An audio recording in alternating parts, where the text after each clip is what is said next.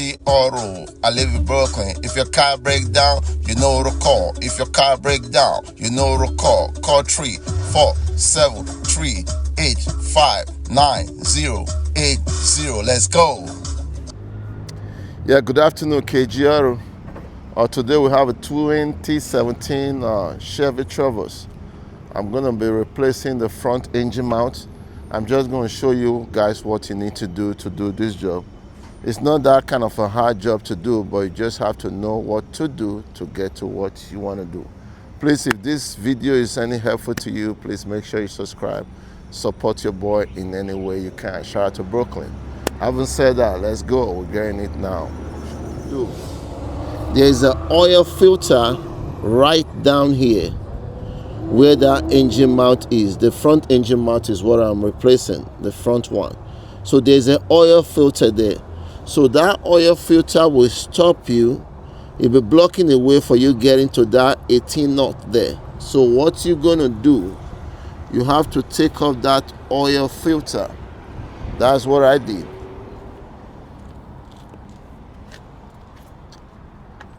So that was what I did. I took out this oil filter.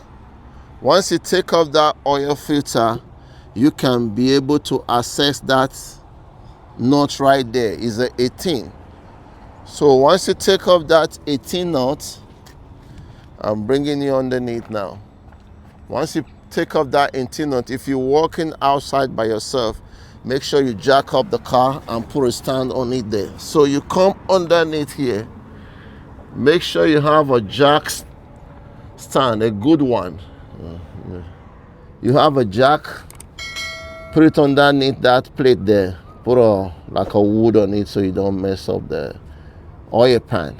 Then you jack it up a little bit until you have enough room. You might not have enough room for this guy to come out. Let me show you. You might not have enough room for this nut, this bolt to go all the way down. But I'm just explaining. So what I did was I came down here, right here. Then I put a long pry bar on it, right here like this. That was how I break that guy loose. I put a long pry bar on it. Then I was able to lift it up a little bit. So with the engine jacked up, then I was able to get it out. Let me show you the old one.